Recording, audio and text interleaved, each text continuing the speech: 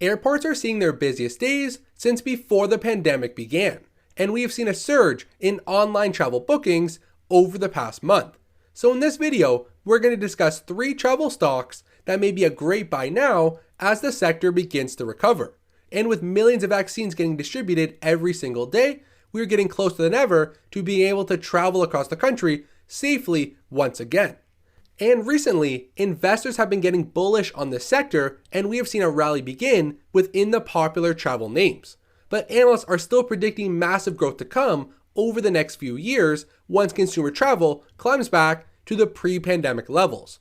And before we take a look at travel stock number 1, I'm going to ask you, as always, to please hit that like button and subscribe. I am the Gen Z investor, and every single day we talk about the stock market, going over different stocks you can buy and any major market news. So please hit that like button, subscribe to the channel for the daily videos, and we're going to jump straight in to company number 1, which is Wyndham Hotels and Resorts, ticker WH.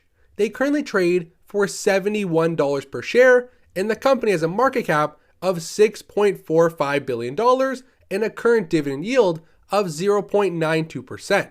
And overall, Wyndham Hotels is one of the few brands that I believe can be very successful after the pandemic and continue to grow at a nice rate over the long term. And they are currently the largest hotel franchisor in the world by hotels with over 8,900 locations. They have close to 800,000 current rooms, and the company operates in 95 different countries. And what's impressive is that they have 86 million loyalty members across all of their different brands. And in 2020, they generated $327 million of EBITDA and had adjusted free cash flow of $100 million.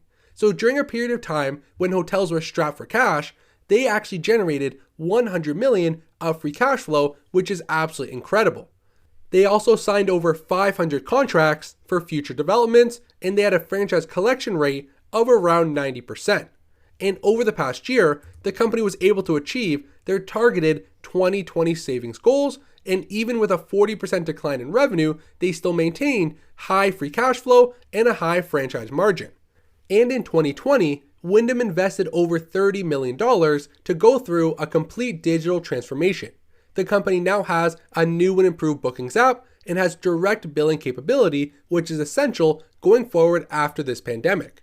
And they also have massive expansion plans in the works right now, and in their pipeline, they have around 185,000 global rooms across 1,400 global hotels. And the company's new construction and their conversions make up around 23% of their overall current system.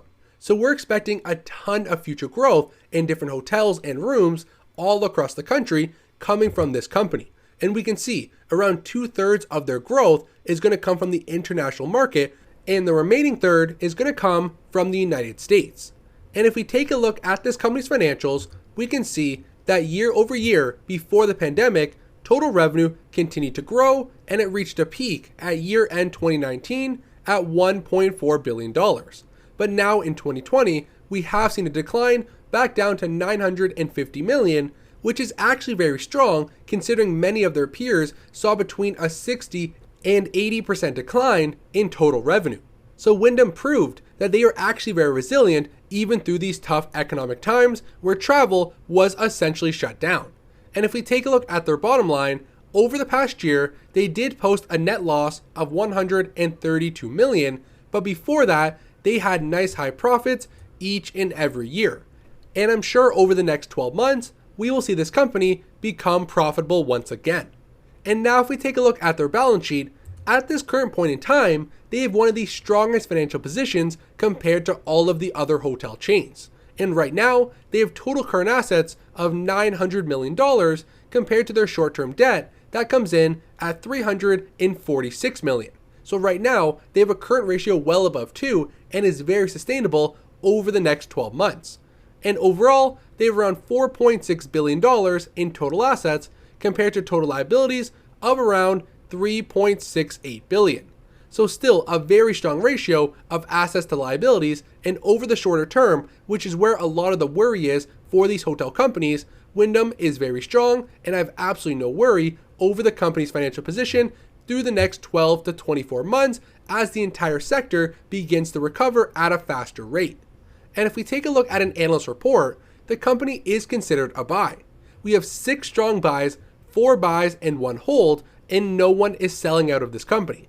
And we can see, over the past 6 quarters, the company has beaten on earnings per share expectations each and every time, even throughout the pandemic.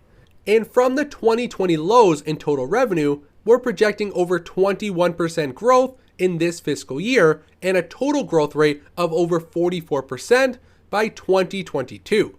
And overall, I think this is one of the few hotel chains that can actually succeed over the long term. They have over 1,400 hotels in development, which will lead to another 185,000 rooms all across the planet. And I think Wyndham Hotels gets often overlooked compared to the other big names like the Marriott and a few others. And I think this company has a lot of future growth up ahead. They own some of the most well-known brands across the United States and is definitely a company to take a look at if you want exposure to the travel space and a recovery play as the economy begins to reopen. And now if we continue on and jump into stock number 2, we have ticker LUV, which is Southwest Airlines.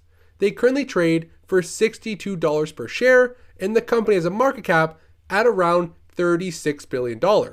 And out of the main big 4 airlines, I believe Southwest is the most attractive right now.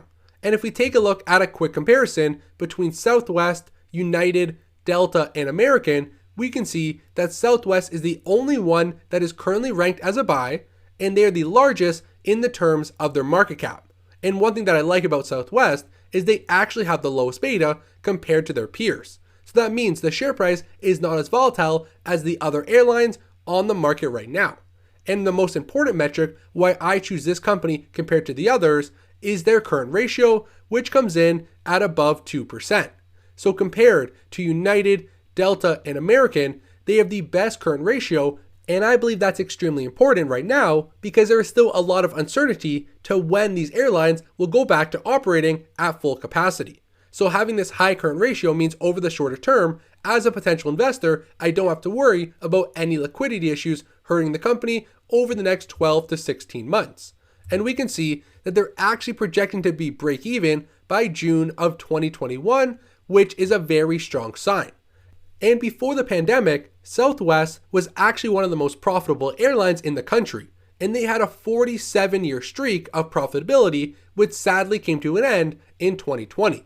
But I think going forward, they're going to rebound, become profitable very soon, and going forward, they will start a new streak that should last for decades going forward. And throughout this pandemic, they made the most of the opportunity and have added 17 new cities to their portfolio, which is a great sign that they didn't just sit back and relax. They put some initiative out there and expanded their network to grow within their native country for domestic travel. And another reason why I believe Southwest is actually the top airline out of the big 4 is because they are that market leader in the domestic space. And right now, they control 22% of the total domestic market share, and they're the leader in 23 of the top 50 US metro areas. And I believe domestic travel is going to pick up before we see international. And I think over the next year, Americans are going to be traveling across their native country rather than overseas. And I think because borders are still going to be closed in Europe and Asia, American travel and Southwest Airlines is going to pick up. And I think this company is going to see one of the faster rebounds compared to the other big names, which are solely focused on international exposure. And now if we take a look at Southwest's balance sheet, we can see they have total current assets of over $15.1 billion. And compare that to their short-term debt of around $7.5 billion, their current ratio is slightly above 2. And they have total assets of around $34.5 billion. Compare that to their total liabilities of $25.7, the company's overall ratio is very strong. And like we saw at the very beginning, the comparison between the big 4 airlines, right now, Southwest has the best liquidity out of their competitors in the US airline industry. And I believe, like I mentioned earlier, that's a very strong feature and is very attractive to potential investors. And if we take a look, right now, the company is considered a buy. We have 4 strong buys, 11 buys, 5 holds, and only 1 single sell coming from analysts. And over the next 2 years, we're projecting massive total revenue growth and a major rebound from the 2020 lows. 2021 revenue is projected to grow by 52%, and from the low point, we're projecting total growth of over 117% by 2022, with $19.7 billion in annual revenue, bringing them back up to very close to pre-pandemic levels. So definitely take a look at Southwest, one of the big airlines, the largest in terms of market cap, and is definitely attractive at this current point in time with the future outlook of high domestic travel. And now if we move on to the third and final company that we're going to go over today, it is Disney. Ticker DIS, currently trading for $196 per share, and the company has a market value of $357 billion. And over the past 5 years, the share price has grown by 100%, and from the March lows, we have seen a mass acceleration of 114% overall. So Disney, over the past year, has completely changed their business. Their theme parks, which were a key driver of their total revenue, have been shut down over the past 12 months, and they've shifted their focus to their online and direct-to-consumer content platform, Disney Plus, which has just crossed 100 million subscribers. So although Disney has changed their operations, now they've set some great news that the company is planning to reopen Disneyland in late April 2021. So I think Disney is going to be attacking the market in all fronts. Once these theme parks begin to reopen all across the world, that's going to increase their revenue dramatically, plus the success of Disney Plus. As a whole, this company, I can think, can be much larger than where they are today. And right now, the company's trading at all-time highs with the theme parks still being shut down. Imagine when that revenue stream comes back up, everything reopens, and over the next 2 to 4 years, Disney theme parks can operate at full capacity. I think the company will cross record highs much higher than around the $200 level that they're sitting at right now. And this Disney Plus has been absolutely incredible. Just from their launch, they crossed 100 million subscribers in only 16 months. And the company has now increased their projections to between 230 and 260 million subscribers by 2024. And over the next few years, some analysts are predicting that Disney will surpass Netflix and become the true king of the streaming sector. And right now, Netflix owns ESPN Plus, Hulu, and of course their very own Disney Plus service. So combined, they have over 150 million paid subscribers, and that number is only expected to grow exponentially over the next 3 to 5 years as more consumers transition into streaming services as their main form of entertainment and away from traditional cable. And if we take a look at Disney's financials, year over year, total revenue continued to climb, and at year-end 2019, they set a record high of over $69 billion. But in the trailing 12 months, with the theme park shut down, their cruise lines destroyed, and their retail locations forced to shut their doors, the company did see a decline in revenue, but still maintained around 60 plus billion in annual sales. So that number is still very impressive, even though many of their revenue streams were completely shut down. And if we take a look at their bottom line or their net income, the company did post around a $5 billion net loss, but we can see a couple years ago, they were extremely profitable, generating tens of billions each and every year. And I think very soon, once the pandemic is over and once theme parks are able to reopen, the cruise lines come back, the Disney stores can't open their doors again, I think the company will quickly reach profitability and grow that number going forward.